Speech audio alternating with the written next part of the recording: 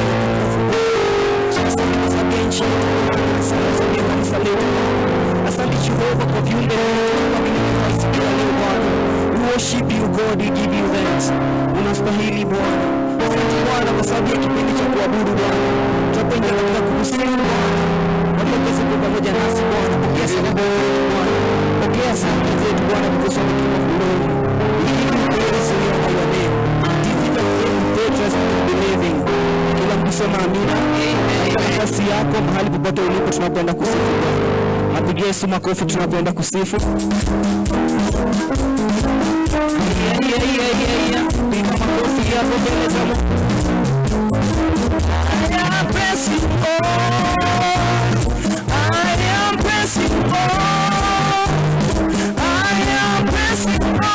pressing on to the higher mark. I am pressing on.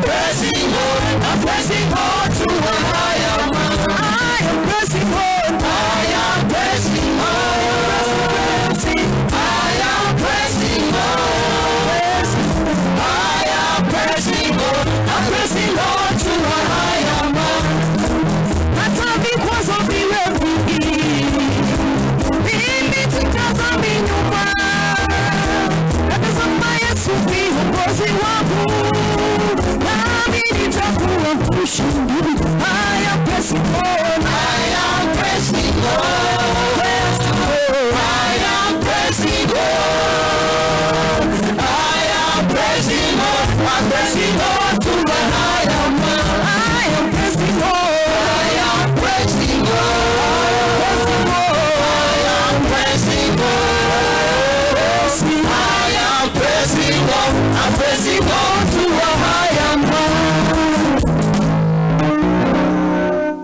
Praise God.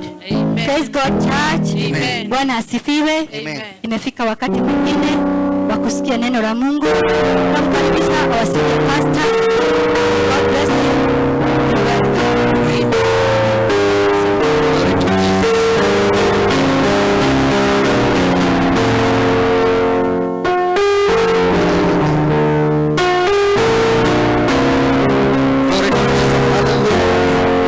Bwana Yesu asifiwe kanisa. Amen. Inua mikono yako mbele za Bwana. Thank you Jesus. Hallelujah. Wewe ni mwaminifu Bwana. Hakuna kama wewe. Raise your heart before the Lord. Hakuna kama wewe. Unaweza. Unaweza. Unaweza. Unaweza wewe Mwokozi, unaweza wewe Mwokozi. Sema unaweza, unaweza, unaweza, unaweza, unaweza wewe Mwokozi,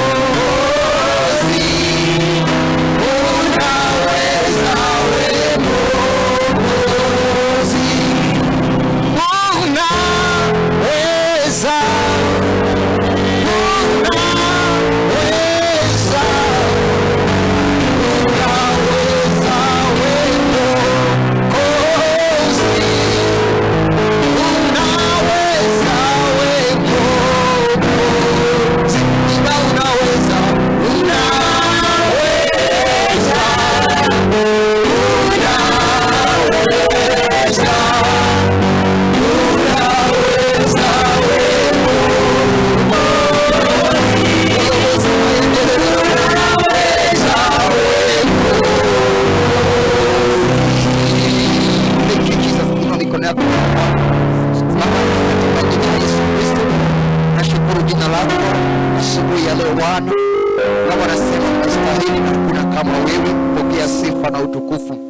Jehova mfalme, nakwenda kunena na watu wako, kashirie neno kibali mbele zako, nitakaponena timize na ukainua watu wako Bwana.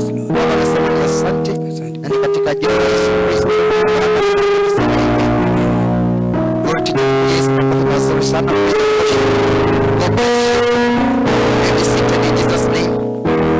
kutende mema. Hallelujah. Hallelujah. Na wasalimu nyote asubuhi ya leo. Na nimeokoka, Yesu ni Bwana. Mungu amekuwa mlinzi wangu. Nataka tuingie katika neno siku ya leo. Na leo niko na ujumbe wa siku ya leo ya kwamba who is this God? Ama huyu Mungu ni nani?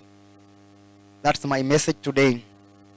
Maana kuna watu ambao wamejaribu kutafuta Mungu wako, wamejaribu kumtabua, lakini hawajamuona. Ninaomba siku ya leo ya kwamba Mungu wako akaonekane siku ya leo.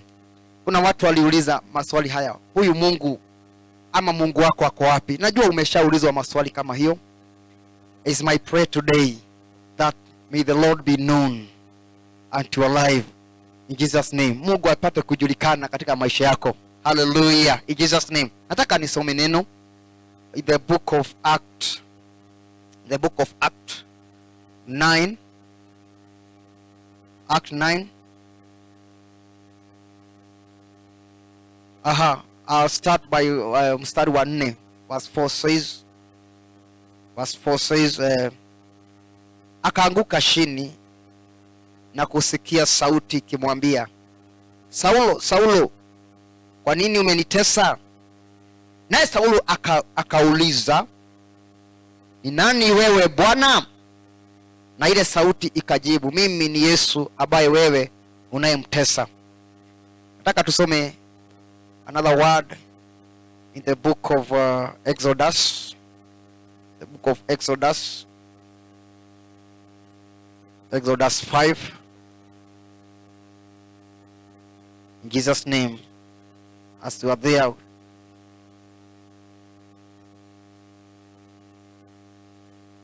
Nasoma mstari wa pili, nasema 5 verse 2. Nasema, lakini Farao akauliza, ni nani huyo Mwenyezi Mungu hata nimsikize na kuwaasha Waisraeli waondoke? Mimi simtabui huyo Mwenyezi Mungu, wala sitawaruhusu wana wa Israeli waondoke. Hallelujah. I want us to pray in Jesus' name. Baba, na ni katika jina la Yesu Kristo ninakushukuru Bwana ni sababu ya neno hili ambalo naenda kulileta. Jehova, naomba ukanene nami na ukanene na watu wako Bwana. Asante sababu neno lako Mfalme ni nguvu zako, neno lako Mfalme ni upanga napoliashiria. Jehova, naomba likafanye kazi katika maisha yetu na likatubariki siku ya leo. Baba, nasema ni asante na ni katika jina la Yesu Kristo ninaomba na kuamini. Amen. Hallelujah. Glory to Jesus. Huyu Mungu ni nani? Bwana asifiwe sana. Hallelujah. Nataka niseme jambo siku ya leo ya kwamba kuna maswali ambapo umeulizwa, Mungu wako wako wapi? Ama huyu Mungu ni nani? Kwa sababu kuna watu wameangalia katika maisha yako na hawajaona Mungu ama hawajaona jambo limetendeka. Watu wengine tumeishi kwa maombi, watu wengine tumeishi kutafuta Mungu, lakini bado kuna maswali katika wale watu wengine ambao wako katika hawajaokoka kama sisi. Wanauliza Mungu wako wako wapi? Na siku ya leo ningetaka nikuambia kwamba Mungu wako anaenda kujulikana. Mungu wako anaenda kuonekana. Mungu wako anaenda kutambulika. Inaweza kuwa hajatambulika kwa wakati mwingi, ijapokuwa wewe amekutendea, lakini watu wanakuuliza maswali. Watu wanauliza Mungu wako wapi? Siku ya leo naomba Mungu aonekane juu yako. Tumesoma neno katika kitabu cha Matendo ya Mitume 9. Tumeona ya kwamba Mungu Yesu alipoenda akamtokea Sauli, ambaye alikuwa, Biblia inasema kwamba Sauli alikuwa anaelekea Dameski ili kupigana watu wa Mungu, na alikuwa na assignment ambayo ilikuwa ni ya kuharibu kanisa, na alikuwa ni mtu ambaye alikuwa ni mjeuri sana. Na katika Yerusalemu kulikuwa, Biblia inasema kwamba kulikuwa na makuhani ambao walikuwa wanatambulikana katika mji ule, na wale makuhani hawakuwa wanatambua Yesu, maana walisikia habari zake na walijua yuko, lakini hawakutaka kutambua, maana walikuwa na roho nyingine, walikuwa na ungumu wa moyo. Na Biblia inasema ya kwamba Paulo akaomba ruhusa, akaomba ruhusa ili aingie, ili apate kuwatesa watu wa Mungu. Nitasoma hapo, inasema kwamba akaomba apatiwe barua za utambulisho kwa masinagogi ya Kiyahudi kule Damaska, ili akikuta huko mwanaume wala mwanamke wanaofuata njia hiyo wakamate na kuwaleta Yerusalemu. Kwa hivyo ni kuonyesha kwamba kulikuwa na shida katika mji wa kule Yerusalemu. Hawakutaka kusikia mambo ya Yesu, ingawa walijua, ingawa alikuwa anatembea na wanasikia anafanya miujiza, hawakutaka kusikia habari zake. Na wakati huu Saulo alikuwa mmoja wao wale hawakutaka kusikia. Na Biblia inasema alienda kwa makuhani, the high priest. Sikio, kulikuwa na makuhani, kulikuwa na Kaisaria, kulikuwa na Anania, na kuna makuhani wengine ambao walikuwa katika mji wa Yerusalemu. Na hao makuhani hawakutaka kujua, hawakutaka ili kuelewa vile ama kujua, ama hawakutaka kujua kwamba kuna mfalme ambaye amekuja ambaye anaitwa Yesu Kristo. Na walikuwa na vita ili wasije walikuwa na vita katika mji wa Yerusalemu. Biblia kwamba Saulo ambaye alikuwa ni Saulo akaenda akaomba ruhusa ili aende akawapige watu wa Mungu. Na Biblia inasema kwamba akiwa jiani ghafla inasema mwangaza ukamtokea. I want to read that first.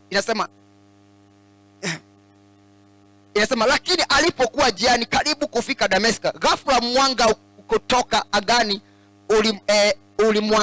ulimwangazia pande zote, akaanguka chini na kusikia sauti ikimwambia, Saulo, Saulo, kwa nini umenitesa?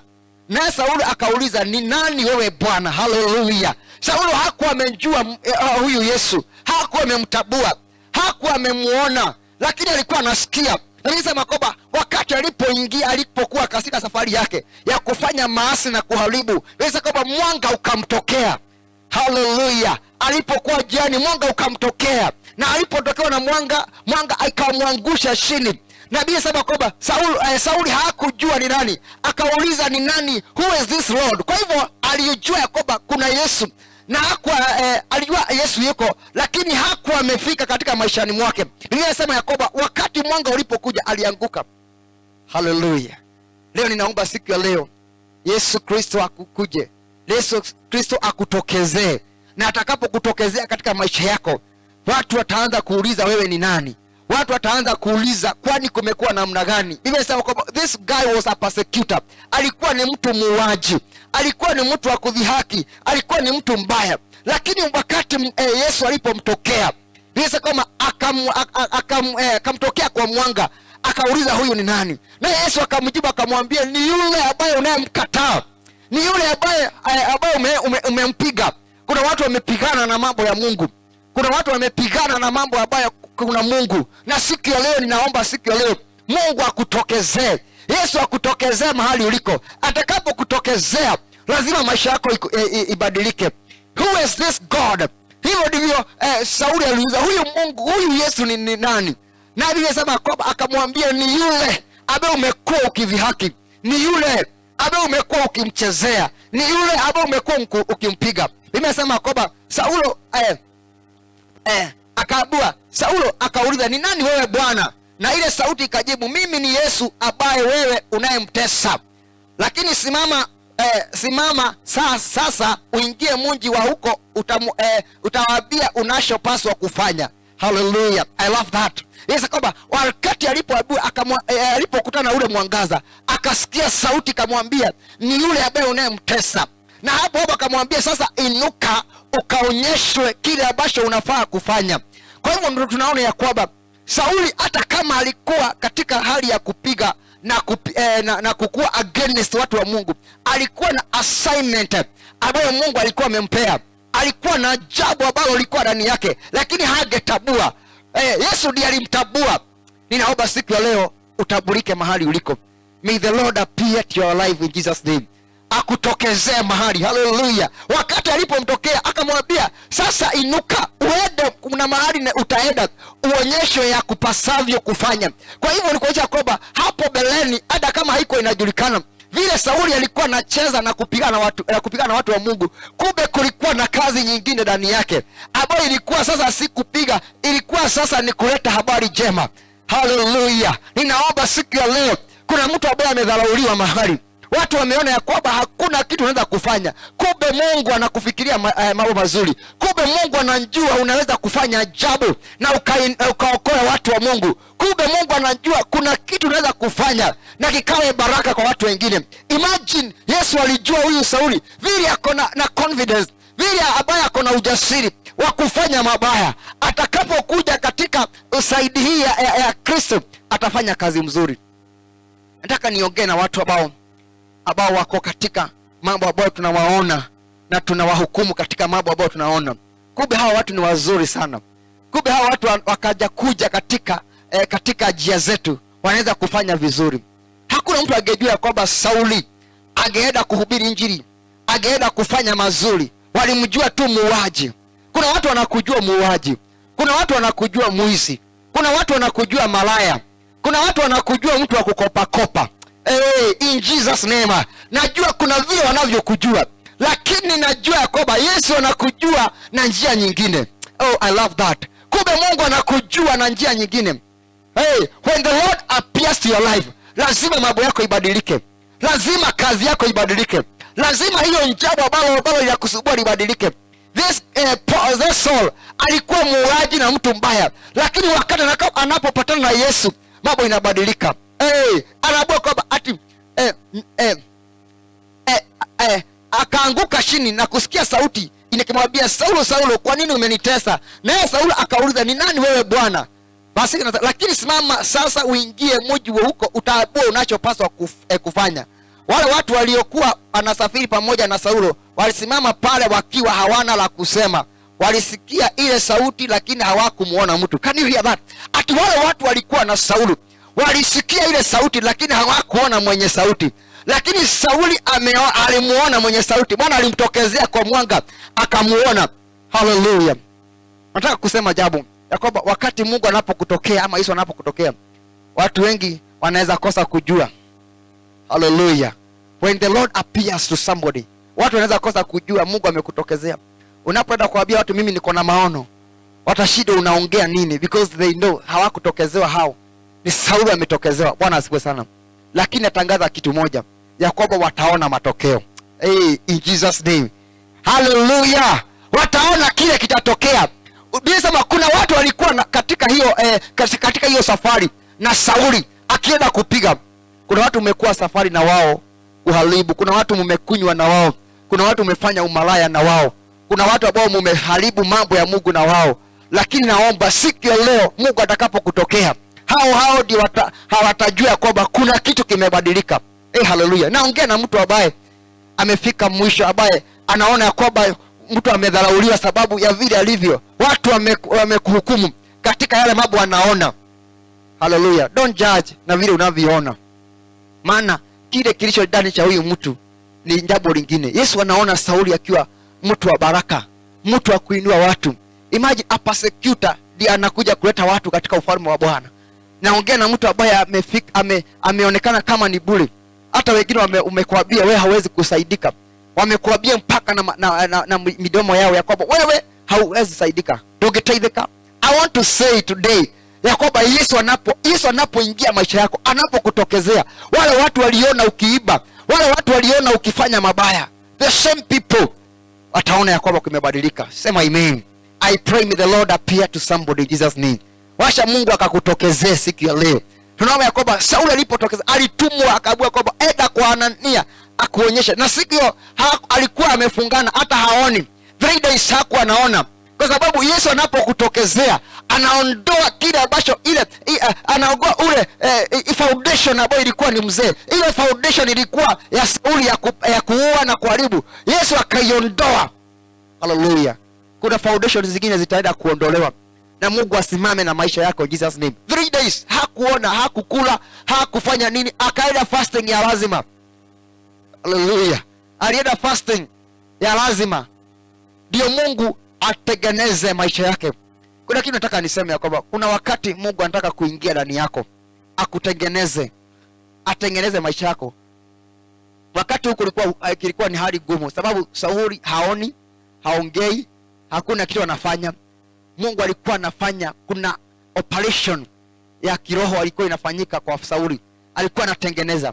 Ninaomba siku ya leo Mungu akutengeneze kwa jina la Yesu.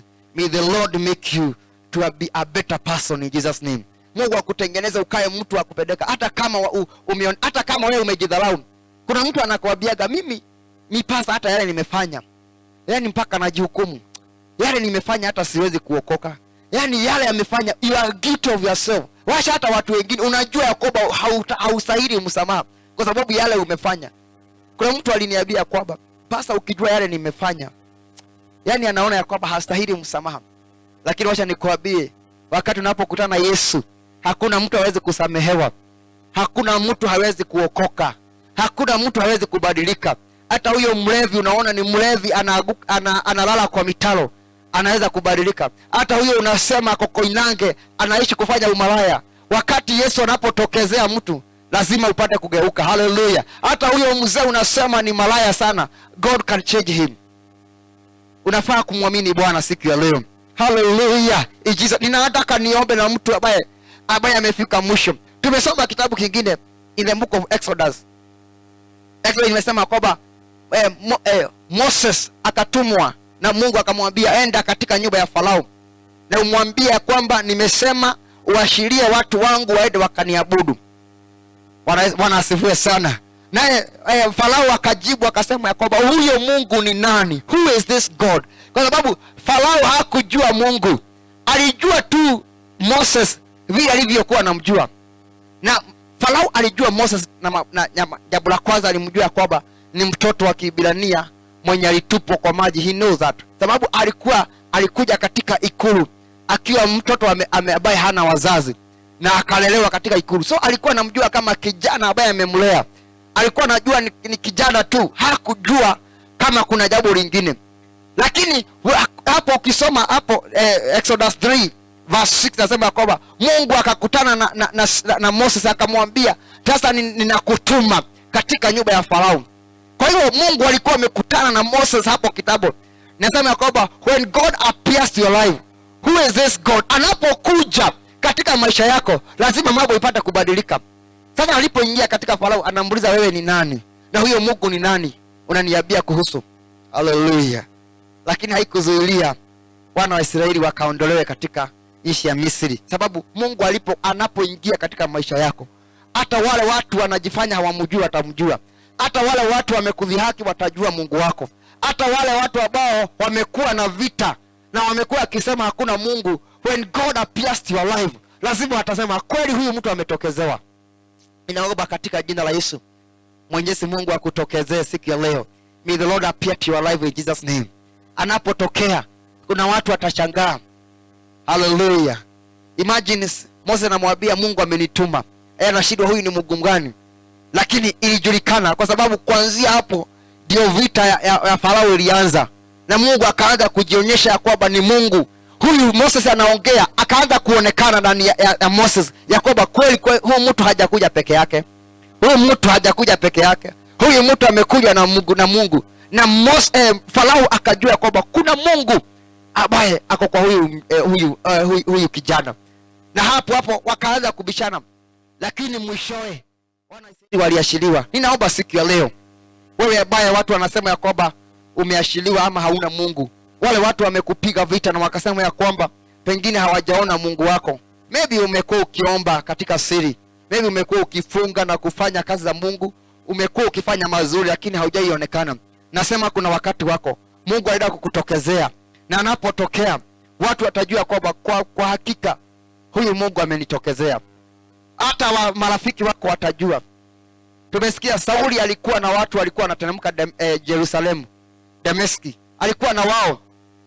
Lakini walipoona mwangaza ulipokuja hawakuona, walisikia tu sauti.